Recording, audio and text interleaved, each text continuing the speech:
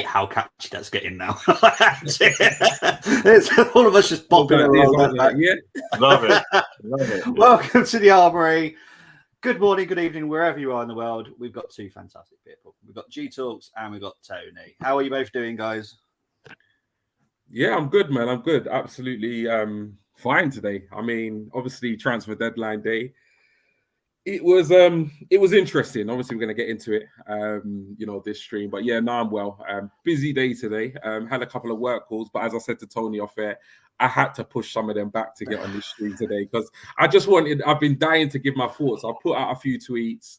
Obviously, we've had discussions in WhatsApp groups and stuff like that. But yeah, it'd be good to kind of get on the air and share my thoughts. So yeah, all good. Tony, how are you, mate? Yeah, I'm not bad. How lively were those chats as well? They were tasty. Yeah, they were. But we are gonna go into that. But no, I'm good. I'm good. I'm ready to talk about all the activity we've been up to this window. So I just want to say hello to our sister channel that have tuned in and keeping an eye on us. Hope you're doing well. Man United Agenda has a 70s rollerblade disco vibe to that intro. It was 89, wasn't it, that one? 89. Yeah. But yes, we're going to quickly we're not going to quickly, we're going to skim over a little bit because some of it just needs to be talked about because, you know, me, I like to talk about the youngsters at our club and there was a lot of transfers that affected our youngsters. The biggest outgoing was Harry Clark to Ipswich, undisclosed fee. I hope he does really well because I think he's a brilliant centre-back. I'm not 100% sure how much this was. I don't think it was much, though. Probably a couple of 100,000, I would have thought. But anyway, Taylor Foran, fellow ginger, so I'm now supporting Hartlepool for the rest of the season. He's gone out on loan to Hartlepool. Billy Vigar and I will also say Kiddo Taylor Hart have both gone to Derby. Yeah. Azuri, goalkeeper, has been recalled. Now, I think he was at Chelmsford. He's now gone to a Finnish club, which is Zenas Jockey. I hope I said that right. Probably haven't. Also, centre forward Butler. Oh my word, Deju. Oh yeah, Deju. Yeah, there you go. Thank you, G. Has gone to Accrington. Tom Smith has gone to where I was born to play for Colchester.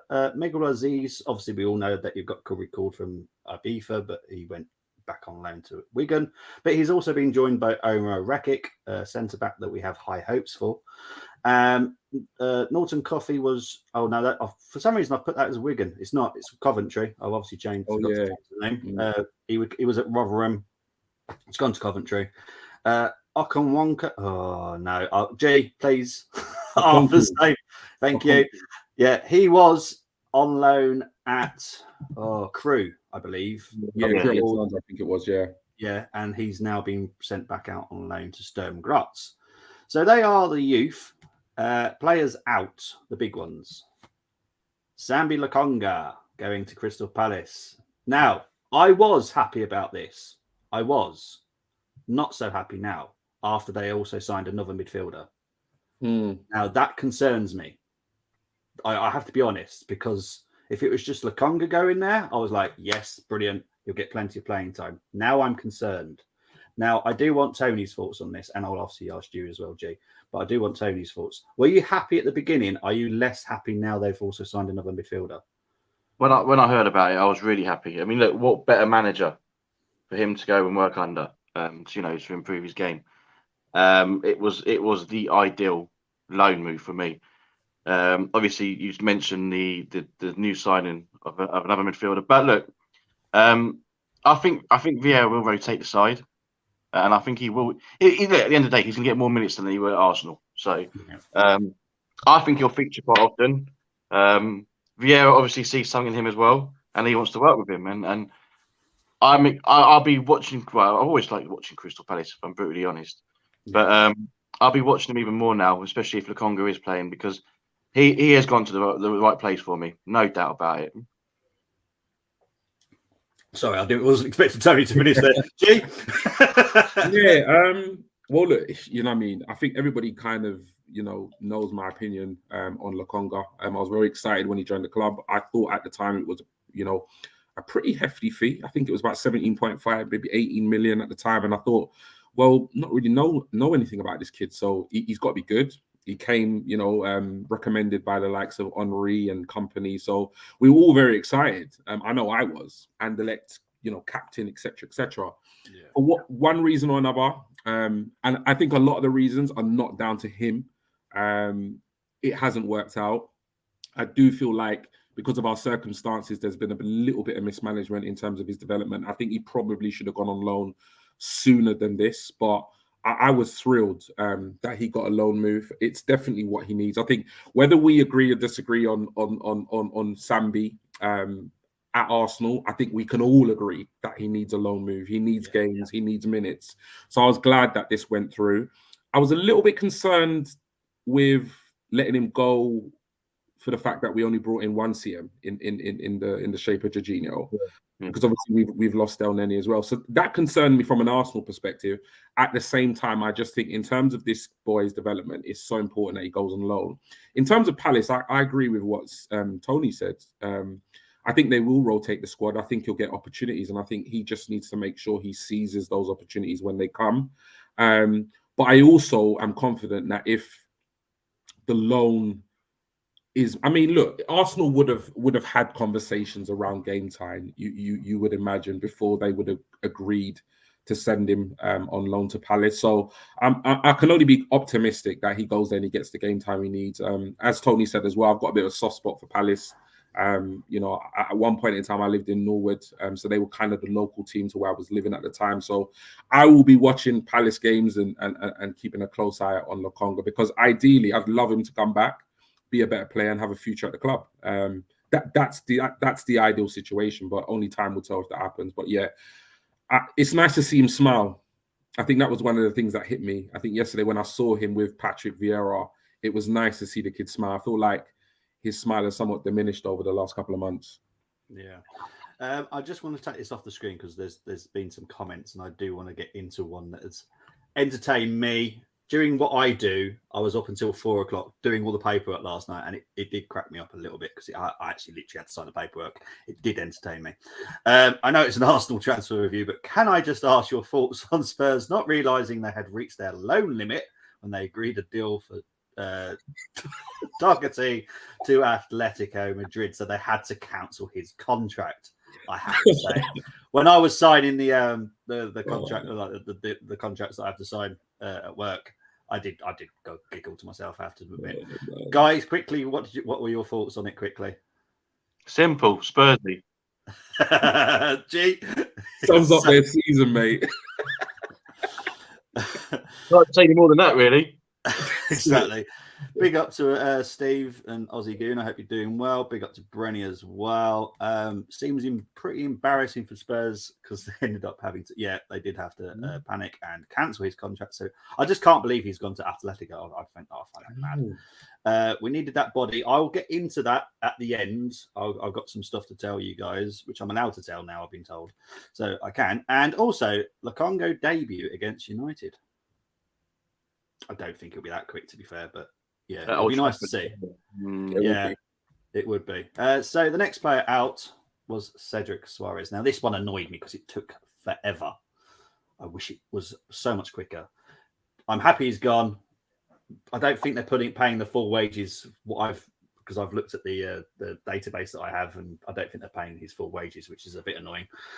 G, are you happy about Cedric leaving?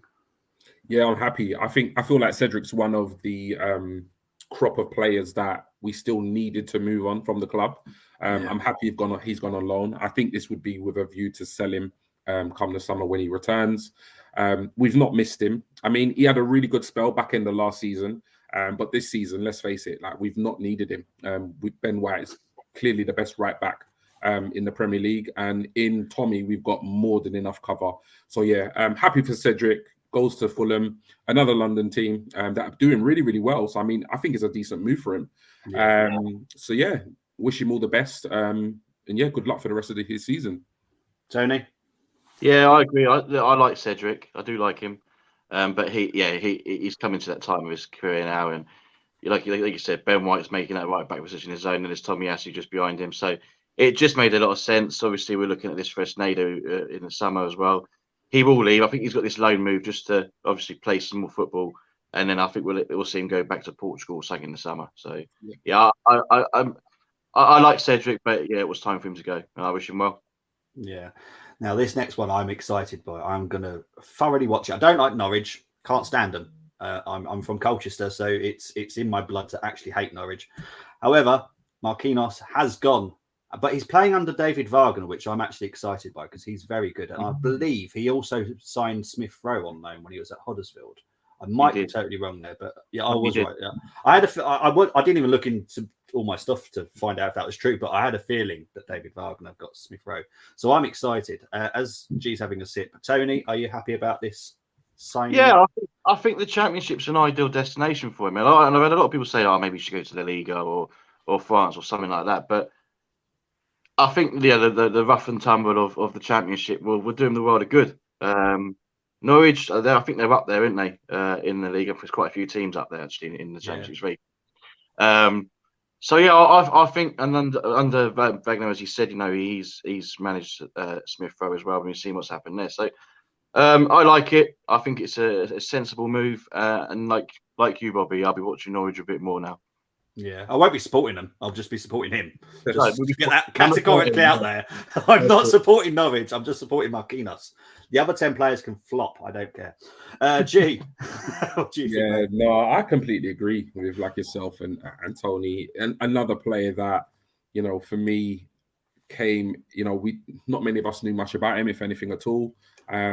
He seemed to have a bit of an instant impact. I mean, he was getting a couple of sub appearances, Europa League, scored a couple of goals, looked strong, did simple things right.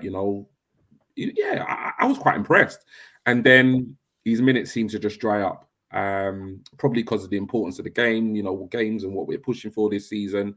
It's really difficult to try and give, these young players time to kind of grow their confidence, develop their game. When at the end of the day, we're pushing for the title. How can you really legitimize resting or putting Saka on a bench to play Marquinhos? It just doesn't make sense. So the loan move is perfect for his development. So yeah, I'm excited to see what he does there. For me, I think a lot of people have written him off already as a poor signing, or as this whole we just bought him just to build relationships with a certain Brazilian club. I don't buy that whatsoever. I think there's a player in there. I've seen enough in terms of the minor minutes he did get, or the performances in the Europa League, to suggest that we do have potentially a really good player on our hands. He just needs to go on loan, do his thing, learn his trade, and come back a better player. I'm not sure he'll even be part of the first team squad even next season. He might need a full season out on loan. But what I like to see is that Arsenal are making these decisions for the best interests of our players. And the best interest for him, even though we might be a little bit short on that right-hand side, is for him to go on loan. So yeah, exciting to see how he does. Yeah, so am I. Apart from don't want Norwich coming up, but there we go. Can't stand Norwich. I'll tell you what it is. It's what year was it, Tony, that we got shocked at home to Norwich at Highbury? I think was it 93 or something like that. Yeah, it was right. Yeah, no, yeah, it might have been early. I'm not sure. I can't remember now. Yeah, that was that game. Freddie watching, he'll let us know soon enough. Yeah. Big up to BX Gun at 81, 6:15 a.m. Good morning to you. Oh yeah, I wish I need sleep. Big up to Munzie. Wow, back again. Yeah, big up lads. You're correct there. Bazza. Munzie wants you to get that silly hat off. Luke, big up to you, mate. I won't miss Sambi, Aussie Gunner. He needed a loan. I know we're short on numbers in midfield, but keeping him wouldn't have benefited us or him. True. I take it you can't stand Norwich. No, I'm a Colchester boy. It's in my blood to hate Ipswich and Norwich. So yeah, it just doesn't happen. Right, let's get into players in, and we're going to start with Jakob Kivior. Now, 17 million. I think that's like full in. Are we happy with him? We'll start with UG. Kivior was another player that, like, for me, I didn't know very much about at all. I even put a tweet out. I said, well, I think it was on a Friday or something. And I said, well, I know what I'm doing for the rest of the day. I'm watching YouTube clips and reading articles about this guy because I'd heard of the name. I'd seen the name, but I'd never watched him play, completely honest. So I think what I was very pleased about is I had a wish list going into the January transfer market. And for me, I wanted us to strengthen in 3 areas. I wanted us to strengthen across the front three, in the midfield, and at left centre back. And it was something I'd kind of banged on about on a couple of streams, like here and there, not just on our channel, but other channels. And no one really paid much attention. Like for me, it was really important that we bought somebody to rotate, add competition, with Gabriel in that position. But at the same time, I understood that, KT can play there. I understood that, if needed, Tomiyasu could play there. So for me, it wasn't desperate. It wasn't a massive priority. So if the club didn't do it, I got it completely. I was willing to wait till summer for them to address it. But they didn't. They pulled this transfer literally out of thin air. Well, it looked as though out of thin air, even though it'd been going on for months and months and months.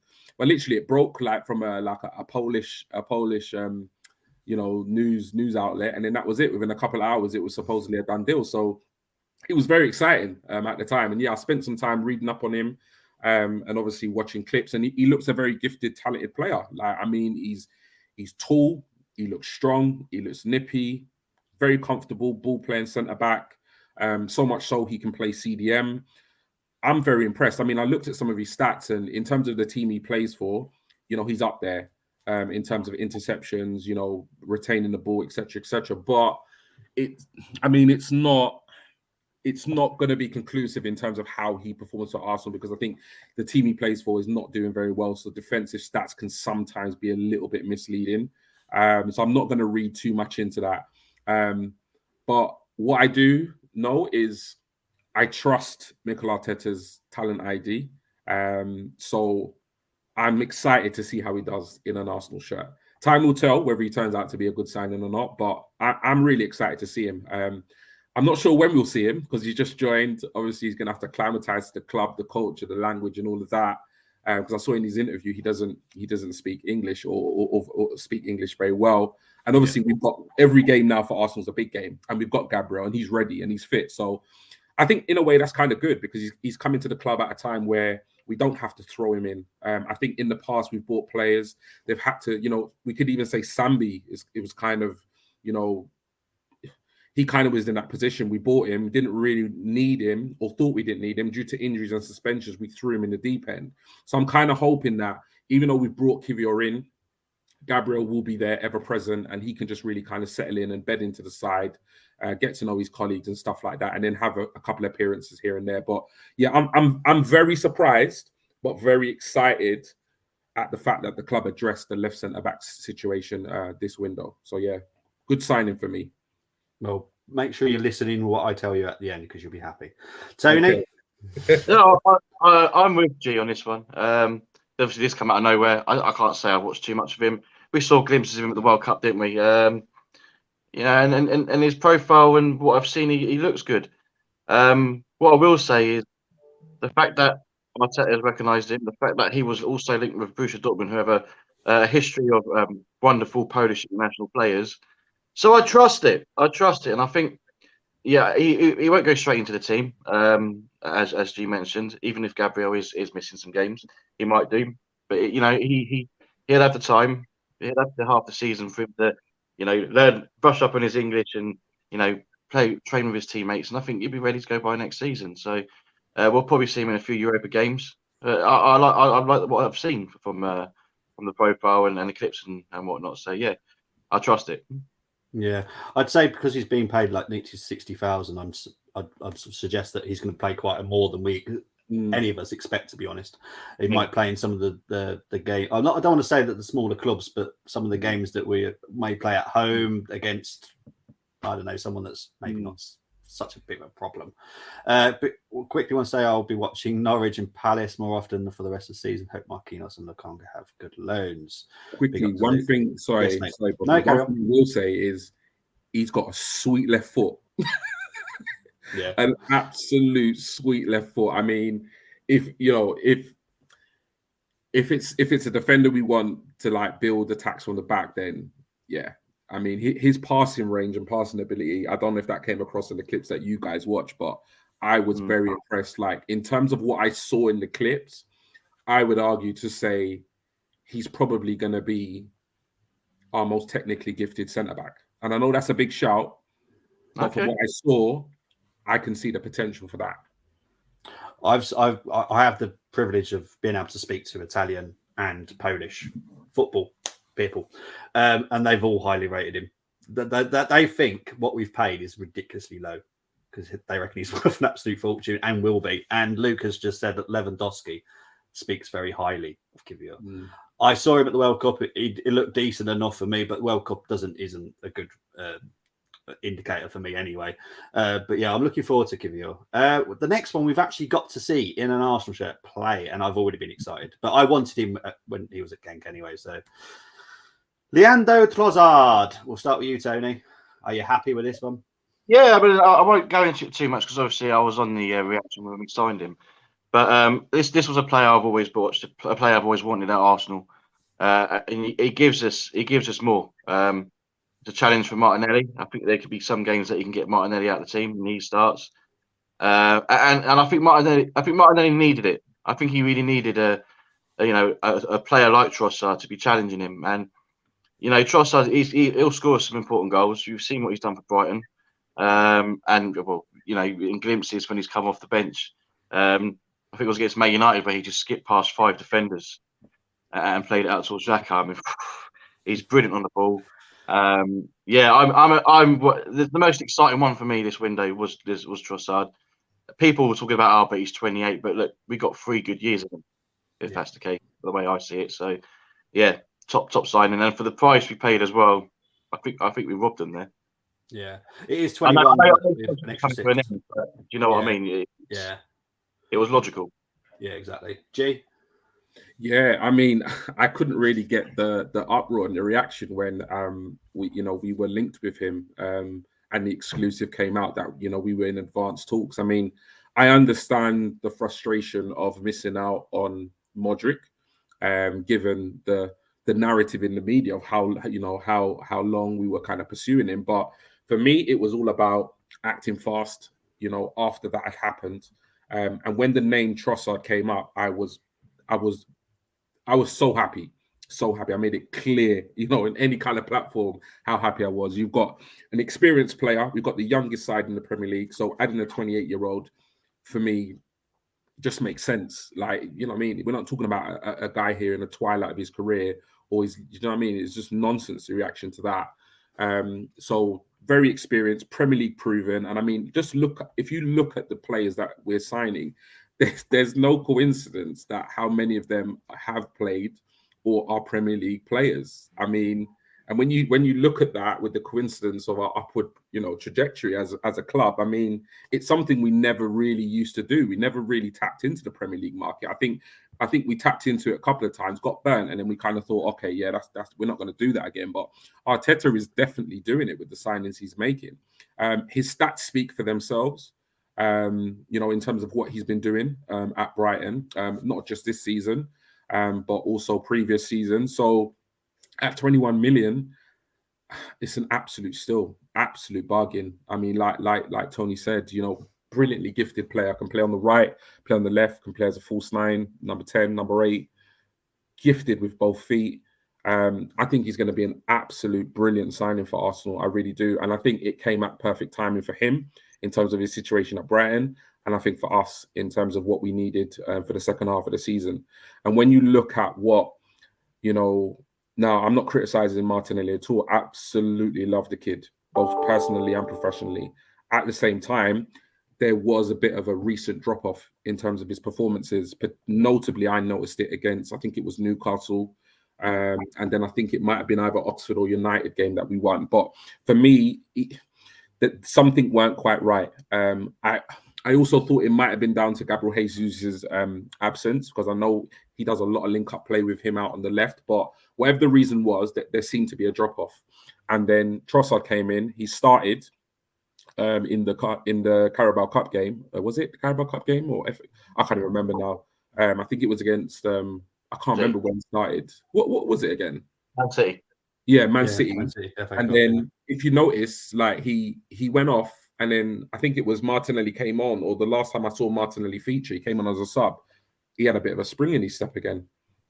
He seemed to like he came on and he looked up for it, and it's going to have that impact. And I think that's what competition for places does. So at the end of the day, you know, Trossard, the pressure is going to be on Trossard to make an impact because he wants to get into that side, and the pressure is going to be on Martinelli to perform when he's in the team. So brilliant signing, absolutely fantastic signing. Oh, take a breath before I reveal the next one, because it upset a few yesterday. To be honest, I didn't enjoy putting the Chelsea badge on this one. However, I am excited about it and I do understand it. And before probably 48 hours ago, we wouldn't have signed him. It was the El Neni situation that forced us to go and get someone. But we bought someone that is proven. He can do it in the Premier League.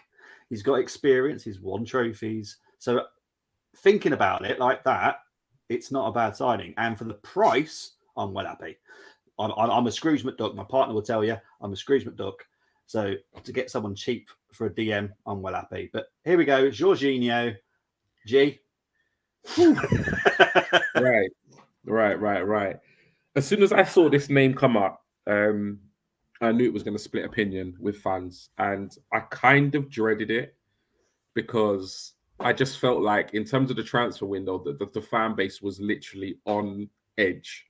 It's like we were on edge. We were waiting for Casado updates or, you know, an exclusive to say, you know, he's an Arsenal player, or we were looking to Zubimendi maybe from Sociedad, or, you know, so I knew instantly that this was going to cause an issue and it was going to split opinion.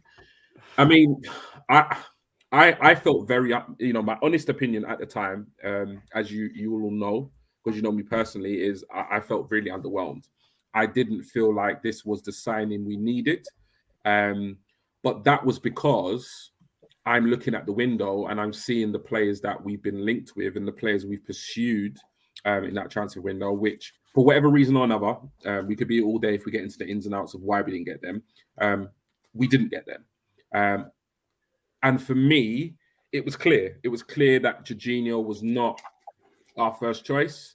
And there must have been more to it. So, you know, once I digested digested it, reflected on it, slept on it, I feel a lot better about the signing now than I did at the time, because I've got a lot of context. I've got a lot more context in terms of like the El Neni injury, but I've also discussed it and debated it with, you know, my Armoury guys, and, you know, I'm understanding, you know, and seeing the logic behind the signing, because there is, at the end of the day, you know, Arsenal's a huge club. You know, Edu and Mikel Arteta are not fools. You know, they're not just going to sign a player for the sake of just signing a player. Like, you know, he's a quality player. Like, put our Chelsea bias aside, and obviously our thoughts around, you know, disappointment of not getting Casado or potentially being linked with a Declan Rice, you know, that type of quality. Look, he's a very experienced Premier League proven again player, won the Euros, won the Champions League. If you actually look at his stats, they're better than Partey's this season, yeah.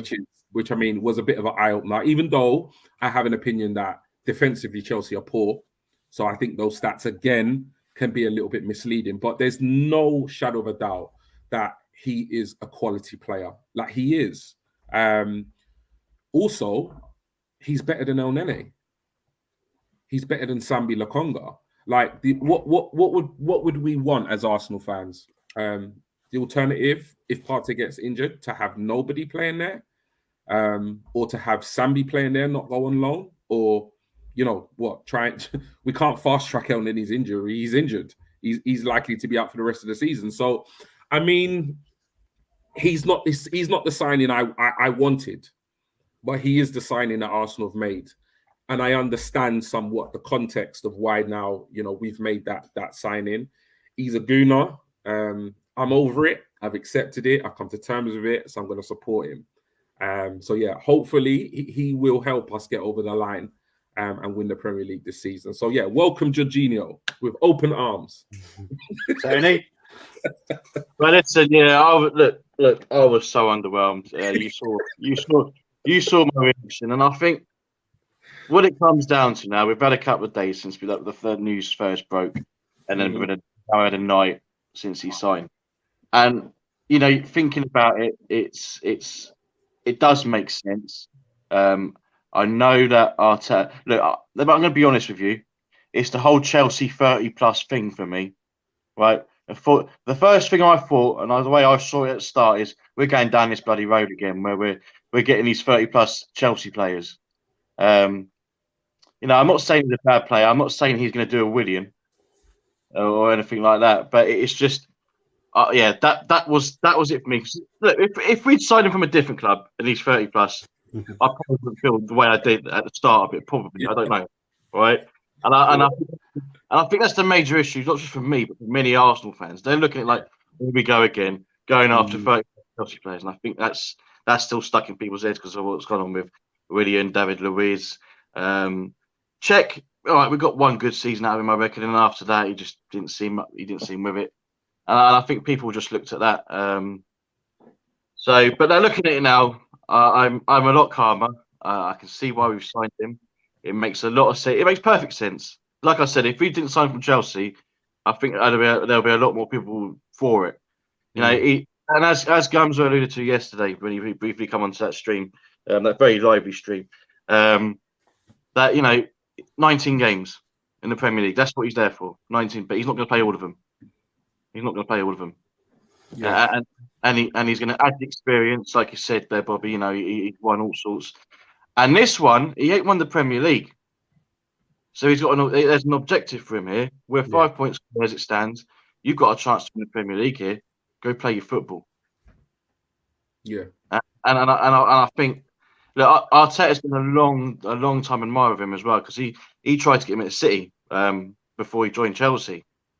So so obviously Arteta sees something in him. He sees that he can bring something to this team. Yeah, all right, he's not the same as some of the players that we've got, but sometimes we need something different to throw the opposition off. So, and I think he'll bring that. He is a top player. Yeah, he's 31, but he's never been the quickest, and he's a good player. So, look, as Nas G said, he's wearing an Arsenal shirt now, and I'm going to back him. I'm going to support him, and he, along with the likes of Trossard, because he's broken for the Premier League, those two signings could be the difference of us winning the league come May. So yeah. Sorry, Joe. No, go on, Bobby. I was going to quickly say that for the first time we've signed someone from Chelsea, he's not guaranteed to start at us. He's a squad player. That's all he is. He's just a squad, because Partey's got his position. Jorginho is understudy. So good luck with that, Jorginho. Yeah. I'm happy you're here, but you won't be playing much as long as Partey's fine. But carry on. You know what? That's exactly what I was going to say. I was going to say, like, when you, I think sometimes, as fans, I'm very much guilty of it. I think I can definitely get emotionally invested in certain situations as an Arsenal fan. So for me, it was like, obviously the pursuit of Mudryk fell through, and then you've got the whole Casado thing. We've been, bid this, bid that, bid blah, blah, blah, blah. And then this happens. It's like, oh God, you know what, like crying out loud, at the same time, we wanted Casado, 70 million, so forth. But I think you make a brilliant point there, Bobby. I mean, we would have paid 70 million for Casado. And don't get me wrong, in an ideal world, I probably would have still preferred to get Casado over the line. But 70 million, and he'd still be rocking bench. Because he wasn't going to come straight into that side. So in many ways, I mean, like, it's true, we've got 19 games left of the Premier League. Like, Partey right now is fit. He's in really good form. Jorginho's going to be there. Like, he can play Europa League games. He can come on for Partey. He can deputize for him if you want to rest him or rotate the squad. So it makes sense. But I think one of the things for me as well that kind of made me come round to it is, obviously, I'd heard lots of other people's opinions, which helped. But also, I do trust Mikel Arteta.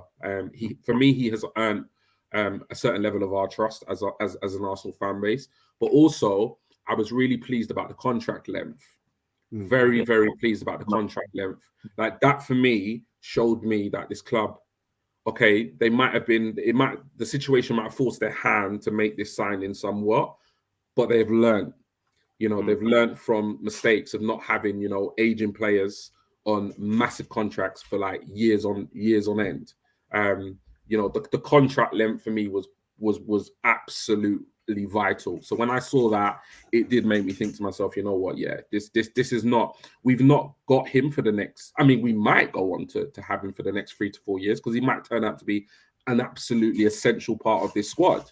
At the same time, we've got a body in there for all the reasons we've said until the end of the season and next year. I think it's June 2024 his contract ends with an option of another year.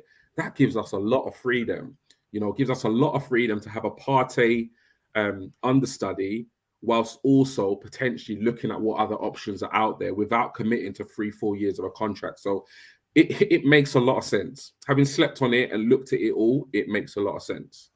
Yeah. I will let everyone know how much we're being paid because he is on the system, but his wages is not on the system yet. I've just quickly checked because I thought I might see how, because I'm not the one that puts them on the system. Someone else does that, but he's on our system as an Arsenal player, but his wages isn't. At that, I'm interested because he was on 110 at Chelsea. I did look at that, and as long as he's not getting some kind of stupid pay raise, that will annoy me. If he's getting paid 160, it will, yeah, because that will annoy me. If it's about the same or a little bit of reduction, bonus. Want to quickly get into comments before quickly wrap up with something. I just want to tell you something that I know that I want to tell you guys. Trossard is, in my opinion, technically a better player than Martinelli. Take Martinelli's pace away, and I'm not sure he would be at Arsenal. Sorry to be harsh, but that will be a time to cash in on him. Or you know, Luke, that he's my favourite at the Arsenal at the moment. I think they're different. Yeah, I see. I class Martinelli as a dirty winger. You don't know what he's going to do. And that's what excites me. And as a right back, I would hate facing Martinelli. I'd rather face Trossard because you can study Trossard. Martinelli, you can't study. You just don't know what he's going to do. And I love that about him. It just excites me, that guy. Big up to Tope for Toba. This guy in Xhaka will be a disaster. I'm guessing he's on about Jorginho. He has Conte, Kovacic, and Locatelli and Barella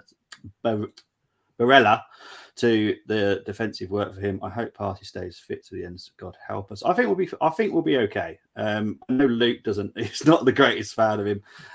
Is a big no for him. Yeah, he's told me in a WhatsApp group that I'm in with him. So yeah, but I get it. I do understand where people are angry, and that's fine.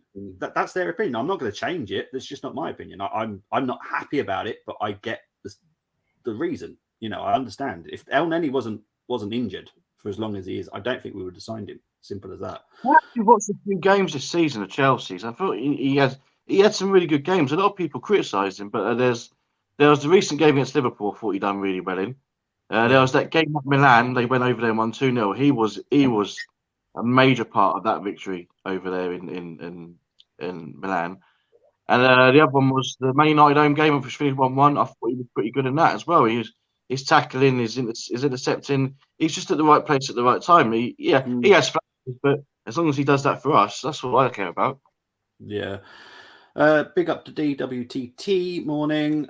Big up to Manned Ramblings podcast up. Okay. And I'm not going to bother putting arrows up. That's more to do with us. But yeah, we'll Tony will sort that out. So before January, I was told what our targets were. It was a forward that can play on the wing, so that's Trossard. So we've ticked that. Left centre back was actually a target. Wow. Dicker was the one that we were going for, but he wanted ridiculous amounts of money. So we used a scouting system we'd already had, and Kvyat was on there. So that's a tick. We did want a centre mid, failed. I think yesterday, if we offered Brighton 150 million quid, they would have still said no. We left it too late. We left the negotiations just. We're going to do that stream at the end of the season, aren't we, Tony, where we're going to talk about what we need to do for the summer window. Negotiating is going to be part of that stream because it does need to improve. Yeah. We also wanted a winger. We didn't really get that. We tried with Mudryk. I'm not going to get involved in that on the stream, but basically he was going to go to Chelsea no matter what if they got involved. Someone else was involved in the negotiations that shouldn't have been involved. Wish he hadn't, because he would have been coming to Arsenal. So that is everything that I do know. We were going to get 4. We got 3, but we needed 5 in the end because obviously El Neni's injury, so that's Jorginho. So we're missing 2. I'm taking that. You know, I would have liked the centre mid. Sorry, what were the positions? So did you Left say centre back and a winger that we were looking for? Left centre back, Yeah. centre midfielder, winger, and a winger stroke forward that can play all three roles. So getting Trossard, because he can play all three roles quite comfortably. We've got that, but we also wanted a winger. That was with Mudryk. So Mudryk wasn't a replacement for Trossard at all. It was going to be a case of, but because I know we were linked with João Felix, he wasn't our main target. Trossard was. But the amount of money that Felix wanted, and also a certain characteristic flaw that he showed in a recent game for Atletico, said we don't want him. So we pulled out of that one very quickly and let Chelsea have him. So Chelsea can deal with that. But yes, but that is our wrap up, really, isn't it? I think what I want to say is people forget what the January transfer window is actually for. Yes, you can plan ahead and get players for the future. But especially in the position we're in right now, as we said, we're 5 points clear at the top of the table. It's for the now. That's what the January window is about. You've only got a month to get these players in, whereas in the summer you've got plenty of time to do your scouting and you can figure out all your figures and whatnot. I actually think we've done excellent business, and I suppose this is a rating. So if I'm going to give it something out of 10, I would definitely give it an 8 out of 10 because I think it's been a really good, productive window for the now. G? I'm going to be a little bit more harsh. And the reason why I'm going to do that is because I still feel like, as I've said to you guys privately, I support this club, love this club. I'm fully behind Mikel Arteta and the players. I do have some question marks about how we negotiate and potentially seal big deals. I am seeing somewhat of a uncomfortable trend with these deals not getting done. I read a couple of articles about from the Athletic today in terms of the negotiations for Caicedo. And don't get me wrong, I know with reporting there's always a level of bias, but it just didn't sound right. I feel like we've somewhat rubbed Brighton up the wrong way with this whole Caicedo deal. I really, really do. Like you said, Bobby, he wasn't for sale. That he was not for sale, but for some reason, I don't know whether it's a miscommunication or we just didn't get the memo, but we kept bidding and we've somewhat irritated them. That's what I've read. So I feel like there's work to be done in terms of the way we negotiate these big deals. So the fact that the deal for Mudryk, fell apart because of the circumstances, but I'm more annoyed at the Caicedo one, if I'm completely honest. Because for me, I think midfield has been an area we should have addressed for a couple of windows now. And we just haven't for whatever reason. So, but I'm very happy with the players we have bought. Because Trossard, I've always rated. Left centre back, I wanted it, but I didn't expect it. And Jorginho, on reflection, he is a good player in terms of an understudy for Partey. So I'm going to be a bit more harsher than an 8, and I'm going to go 7, just because I'm feeling a bit more optimistic this morning. I think yesterday it would have been more of a 5-6. But yeah, I'm going to go 7 out of 10. I think we've done some good business, but we've missed out on primary targets, and it's something that I'm noticing. So that's why it's a bit of a downer for me. I'm going with a 6, just because I think we've left ourselves very short midfield. That is literally it. I'm happy with who we brought in. I'm happy with Jorginho because I actually do understand why we've done it. Kivior, excited. Trossard, love the guy. But I just think midfield, we could end up having a bit of a sticky wicket at some point. If Xhaka and Odegaard both get an injury, what's our midfield? You know what? I said this, and I said this quite a bit. I think I said it in the WhatsApp group as well. I was like, I feel like with El Nene being out for the season, like even when we had El Nene and Sambi, I felt like we were going into the window saying we needed an additional midfielder. And then El Nene's out for the season. So I was very surprised we let Sambi go. Now, don't get me wrong. I think it was the right decision for Sambi and his development. But I mean, for us, if Partey gets injured, God forbid, Jorginho starts at 6. We don't have a number 6 on the bench. We got Matty Smith. He is still with us, actually. Weirdly, yeah. He was meant to leave. I'm thinking we could potentially be in the territory of playing Xhaka at 6, Vieira at 8, Odegaard at 10. Because look, it is what it is, isn't it? Like we move forward with what we've got now at the end of the day. But I agree with you, Bobby. I do feel like we are somewhat short. I think Arteta spoke about depth and being short in numbers, but we finished the window at the same place we started in terms of bodies for midfield, and that's a concern for me. Yeah.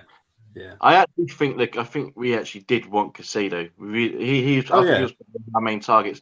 The problem with that, and Keith's touched on it a little bit there in his last comment, it's you've got to remember the position Brighton are in themselves. You know, they could potentially qualify for European football, so that would leave them to get that. So, say if we was to sign him as late as we could have done, we've left them in the shit because they have got no replacement. So. I don't think he was ever going to join. If we had gone in maybe a little bit earlier, they could have found a replacement. They were talking about a couple of players that would have been good replacements for him. But they've gone like, we've sold Trossard.